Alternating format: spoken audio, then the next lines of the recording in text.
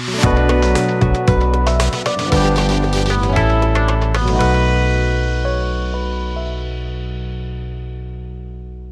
जी। Mutual fund के वर्तमान और संभावित निवेशक जी, इनर्जी अपॉर्चुनिटी फंड। आपने कई सारे इनर्जी अपॉर्चुनिटी फंड देखे होंगे, बहुत सारे में आपने पैसा भी लगाया होगा और एक साल से परफॉर्मेंस अच्छा नहीं रहा है क्योंकि पीछे एक साल में इनर्जी इंडेक्स फंड ने अच्छा परफॉर्म नहीं किया है। तब भी क्या वो खास वजह दिख रहा है कोटक वालों को कि एक नई opportunity fund, energy opportunity fund लेके आ गए हैं जी। हाँ, और 17 अप्रैल तक NFO खुला हुआ है। आज बताऊंगा कि क्या उनको दिख रहा है और क्या स्पेक्ट्रम, मार्केट स्पेक्ट्रम बोल रहा है। तो एजुकेशन पर्पज से इस वीडियो को लास्ट तक देखिएगा।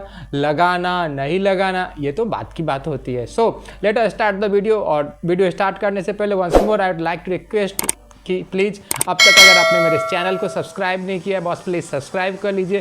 Please keep on adding values through your precious comments and आपका एक प्यारा सा लाइक मुझे बहुत मोटिवेट करता है इस स्थिति में भी आपके लिए शानदार वीडियोज लाते रहने के लिए। So let us go back on to the topic. क्या इनर्जी अपॉर्चुनिटी फंड, चाहे वर्तमान ग्राहक हैं, वर्तमान कस्टमर हैं, वर्तमान निवेशक हैं या निवेश करना चाहते हैं म्यूचुअल फंड में, तो आपको एक थीमेटिक फंड है सर, इनर्जी अपॉर्चुनिटी फंड जी। SBI energy opportunity fund already आपने देखा होगा एक साल से लगभग मार्केट में, और टाटा वालों का इनर्जी फंड है और रिसेंटली और भी इनर्जी अपॉर्चुनिटी। लेकिन कोटक का ये इनर्जी अपॉर्चुनिटी फंड क्यों अभी आया है जबकि पीछे एक साल में परफॉर्मेंस सही नहीं है? एक महत्वपूर्ण बात आपको यहाँ पे बताना चाहता हूँ कि जब SBI इनर्जी अपॉर्चुनिटी फंड लेके आए थे 6,700 करोड़ रुपए भारत के लोगों ने इसमें सब्सक्राइब किया था सर NFO में।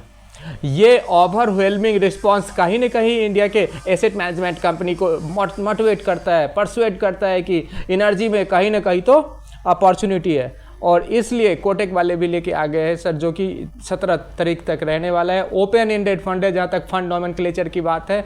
मिनिमम 100 रुपये से आप SIP स्टार्ट कर सकते हैं, ये कोटक की खासियत रहती है। और हाँ, इसमें एग्जिट लोड के बारे में एक खास बात बता दूं कि अगर आप अपने टोटल निवेश का अगर 10% अगर निकालना चाहते हैं तो वो 10% आप कभी भी निकाल सकते हैं, इसके ऊपर कोई एग्जिट लोड नहीं लगेगा। हाँ, अगर आप उस 10% के ऊपर की रकम निकालेंगे तो 1% एक साल तक रहने वाला है। तो ये एग्जिट लोड के बारे में है, एंट्री लोड तो नहीं ही है। और टोटल एक्सपेंस रेशियो भी बहुत कम इस फंड में रहने वाला है। बताऊंगा क्यों आगे इस वीडियो में। तो ये फंड नॉमेनक्लेचर के बारे में बताया। अब इनर्जी अपॉर्चुनिटी फंड में क्यों खासियत है, क्या खासियत है, उसके बारे में बताने से पहले एक चीज़ बताऊंगा आपको। जब भी इनर्जी आता है ना, हम नाम में फंस के रह जाते हैं अक्सर। जैसे कोई IT फंड आया, चाहे कोई IT इनेबल सर्विसेज फंड आया, तो हम फिर नाम में फंस के रह जाते हैं कि हार्डवेयर वाला है, सॉफ्टवेयर वाला है, कौन सा है, तो इसको हम अलग से नहीं कर पाते हैं। Similarly energy and energy opportunity fund दो डिफरेंट सेगमेंट है। इनर्जी जहाँ कन्वेंशनल इनर्जी की बातें करता है, वहीं इनर्जी अपॉर्चुनिटी फंड जो इनोवेटिव इनर्जी है, जो इनोवेटिव एनर्जी प्रोड्यूस करने वाली कंपनी है, उसकी बात करता है सर। उदाहरण के लिए जी, मसलन इनर्जी अपॉर्चुनिटी फंड में wind energy, solar energy, geothermal energy, biomass energy, biofuel energy, इस तरह के जो एनर्जी, न्यूक्लियर एनर्जी, इस तरह से जो कि न्यू ऑर्बिट है एनर्जी का, उस एनर्जी को प्रोड्यूस करने वाली कंपनियों में पैसा लगाएगी ये energy opportunity fund.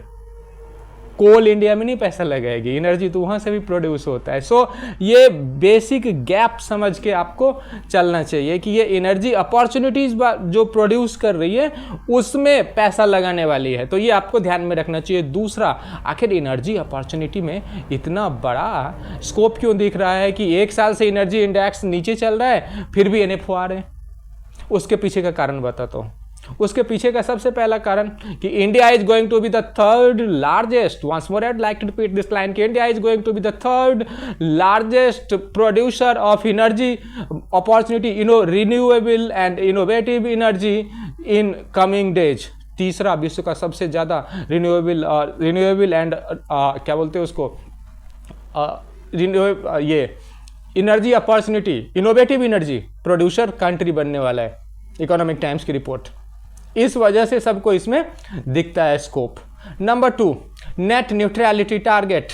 Net neutrality target 2070 तक भारत अपना जितना भी नेट न्यूट्रलिटी है उसको न्यूट्रल करने के ऊपर काम करेगा, कार्बन इमिशन जीरो करने के ऊपर काम करेगा, और कार्बन इमिशन को जीरो करेगा सिर्फ और सिर्फ क्लीन एनर्जी और ग्रीन एनर्जी।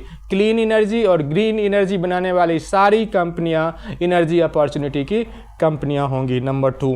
नंबर 3 और सबसे अहम बात कि जितनी भी ये सेक्टर्स हैं, इस सेक्टर में सर कम से कम आपको लॉन्ग टर्म तक निवेश 10 साल 12 साल का टाइम होराइजन रखना पड़ेगा, क्योंकि mutual fund industry is not a gamble. Mutual fund industry is a scientifically managed and scientifically tolerated risk and then it gives you reward. It means what? It means कि अगर आप यहाँ पे पैसा लगाते हैं किसी कंपनी में, कंपनी उससे प्रोडक्ट बनाती है, प्रोडक्ट मार्केट में बिकता है, वहाँ से पैसा आता है, डिविडेंड आता है, देन आपको म्यूचुअल फंड में पैसा मिलता है। हाँ, आप कह सकते हो कि मुझे कैपिटल एप्रिसिएशन से भी तो पैसा आता है। एग्जैक्टली, कैपिटल एप्रिसिएशन से भी आपको पैसा आता है, मगर आपको यह इस बेसिक फिलॉसफी से पैसा आता है। henceforth if you would like to invest into this kind of opportunity, energy opportunity fund, then dear friends, I would like to request that please keep the time horizon of at least 10 year to 12 year to 15 year, and if you have the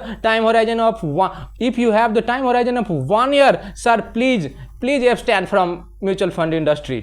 mutual fund industry 1 साल वालों के लिए नहीं है। अभी market में लोग कहते हैं मेरा पैसा डूब गया, मेरा पैसा डूब गया। मेरे एक सर हैं, वो पूछते हैं, जो कोई भी तुमसे ये पूछे कि मेरा पैसा डूब गया है, उनसे पूछो भैया 3 साल आपका हो गया उस पोर्टफोलियो का, दिखाओ मुझे पोर्टफोलियो। अभी भी जो कि जिनका 3 साल पुराना पोर्टफोलियो है सर, ऊपर है।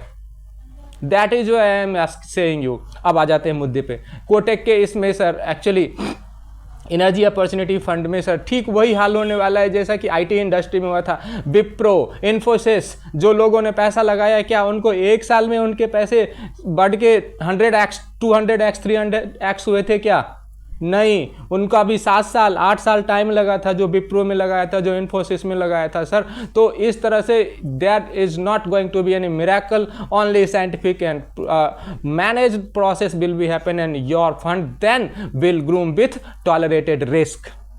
दैट इज वाई अगर आपको उसमें आप सोच रहे होगे कि सर, हाँ एक चीज़ और बता दो सर, इसके इंडेक्स में जो एक्चुअली ये फॉलो करेंगे, इंडेक्स फंड है, हैंसफोर्थ ये फॉलो करने वाले हैं एनर्जी इंडेक्स को। 1 साल में अभी सर लगभग 10% ये नीचे है। एसबीआई वालों का लगभग 8% नीचे है, लेकिन 3 साल में इसने 9.5% का रिटर्न बनाया है, 5 साल में 24% का रिटर्न बना के दिया है। मैं इसका खाली प्रोपगेशन नहीं कर रहा हूँ, एडवोकेटिंग नहीं कर रहा हूँ, मैं सिर्फ आपको ये बता रहा हूँ, टाइम जितना दोगे तभी इसमें पैसा बनेगा।